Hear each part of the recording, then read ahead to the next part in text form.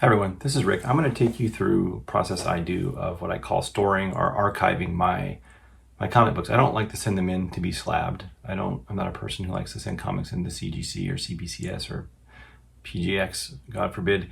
I like to read them, take them out occasionally, and I like to review them, look at them, and I like to try to clean them more and do stuff with them. I'm just a person that likes to enjoy his comics. I never intend to sell them. So here's what I do when I want to do long-term storage. I got really tired of replacing polypro bags every 4 or 5 years. Now remember, I started this in the late 70s, the time we didn't have bags. I didn't have bags available to me. When bags did become available, they weren't available at my local comic book store. You could only get them, other people would bring comics in these bags, and then he would take them out of those bags and either give us or sell us these old yellowed poly bags that were like dissolving under our fingers to protect them. And so we didn't really have anything. We used to take pieces of brown paper and put it between the comics in the boxes just to try to keep them from like rubbing on each other. Later, in the early 80s, we got some comic book bags, and those things, back when comic books were 35 cents, no one was going to spend 5 or even 10 cents on a bag, because that was just more comics. And we really didn't think about grading. Comics were only like mint, near mint, good, very good. I mean, wasn't like it is today. Things were different. So I'm just not that attached to the numbering system, and I don't really care. And I rarely if ever sell comics. I give them away plenty of times, but I don't, or trade them, but I don't sell them. But so years ago, before there was a CGC, I used to buy these Fortress books, these things where you can screw this thing together and kind of makes it look hard to hurt. And there's a desiccant pack back here. And anything I spent more than like $1,000 on, I would put it in one of these things. And this one's been here for probably 20 years or more. I've got a few in here in these containers, and they're great, and they work good for me. But they're hard to get out and get back in. It takes a while. So, and it doesn't do a great job of preserving them except for the moisture. So what I do now is I take, I usually buy these Mylites 4, or sometimes I buy Toploaders, but I like these, the 4mm Mylites. They're good, I like them. Any 4mm Mylar will work. I get these clear backing boards. Let me see if I can show you where I get these things. I get from, here we go. I get them from Ready, Set, Collect. Ready-Set-Collect, and they looks like this. This Comic Line Pro clear acid-free backing boards. They have a thin piece of plastic on them that you can peel off, and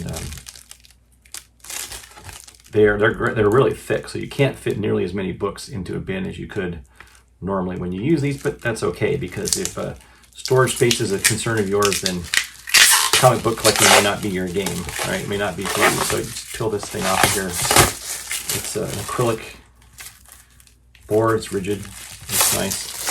And then I have some microfiber or microchamber interleaving paper, which is this material here. This is a cotton paper. It's thinner than regular paper. There's no cellulose, so when it decays, it doesn't turn into sulfuric acid. And it's impregnated with zeolites. Zeolites they're minerals. They're either aluminum or silicon oxide that either have a tetrahedral or a octagonal large surface area, lots of pores, and they adsorb. They have a high surface energy, so they can adsorb. There's two types of absorption. There's physisorption and chemabsorption. This is physisorption, so they bond to that surface. They get sort of almost like capillary action, sucked into these pores. And what I mean by I mean microbes, moisture, acid vapors, things that come off of paper as it decays, get into this paper here. And I usually just put one sheet either in the middle of the book, if it's really stinky, or between the cover and the front page and into the cover, because it also at the same time keeps a lot of the old 60s books have the black ink on the front cover, and it'll rub off on that front page and helps to absorb there. And it does help get the smell out. I have to replace them every couple of years, but this paper's good, this, and I'm ready to go. So I'll show you what that looks like here in a moment. So this is one of my copies of Amazing Spider-Man #3, and as beat up as it is, in low condition as it is, this is my favorite one, because this is one that I had signed by Stanley the first or maybe second time I met him. And I was just a little guy, and this was a time when he could sit and talk to you for a long time because nobody else was really talking to you. But I bought this book for I think $20 or $15 when it was a lot of money. And there's an error in the book. And it reads here, I don't know if you can see that. I'll try to zoom in a little bit so you can read it a little better. It reads, hey, he snapped it. Nobody has ever done that before. Yeah, in the whole 3 issues. But it reads, and now Superman, I grow bored with this game. My time is too valuable. I thought that was hilarious. I read that, and I brought this to Stanley, this comic book, and I said, hey, Stan, did you realize you put Superman in the book there? And he said to me, he signed that particular thing, which is, isn't on the cover or anything. And he said to me, oh, it's a good thing DC's lawyers were out of town that week. He got up and he gave me a hug, like a sort of a sideways, like a shoulder hug, and I'll never forget that. So this is, ratty though it may be, this is my favorite copy of this book. It's one of my favorite comics at all. It's a good story anyway. It's actually a great story.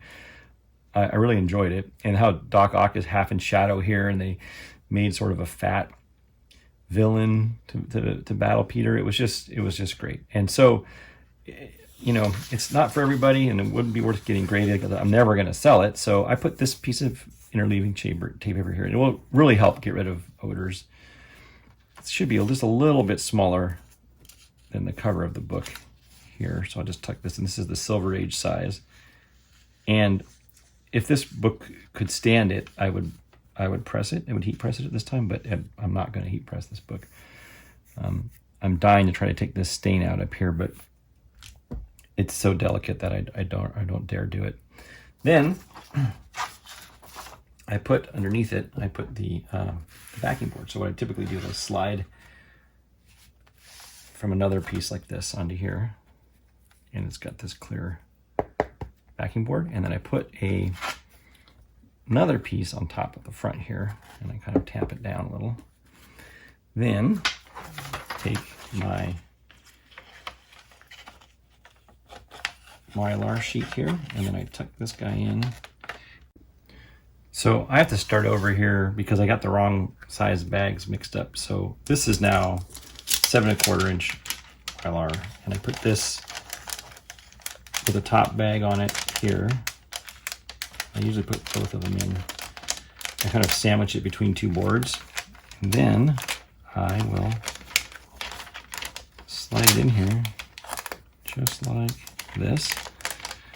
And then I remove the backing board on the front after I do this.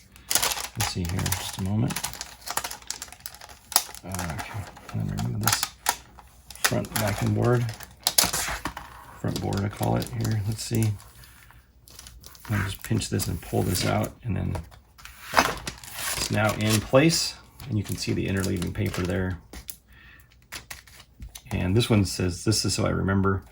And then I have a piece of my trusty tape, which is I use the wall safe tape here, this Scotch tape, this material, and then I put a long piece there, usually, or I like that, but I often also have these stickers, which are these little guys here. This is my lower grade color, so I use these stickers. And they're resealable. So if I don't use the wall safe tape, I use these stickers. But I like the wall safe tape because it won't accidentally touch a book on the front. But these stickers are huge, and you'd be surprised at how well they actually hold the entire flap down. So what I do is I give myself a little bit of flap off the top, like this. Just push it up just a little. I put this sticker, and then I take a ruler, generally. Let me see if I have a ruler.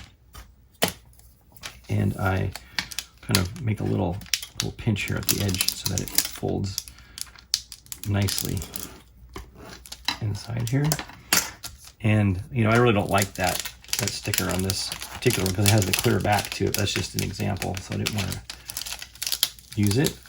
And I do want to use my wall safe tape because this is a book that I like to see the back of it. Now, it's not a nice back, but it's my back, so I like it. I want to see it. And that is it. I'll put this here. And now this is my like archival safe version of a comic book. So I love my books more than I probably should.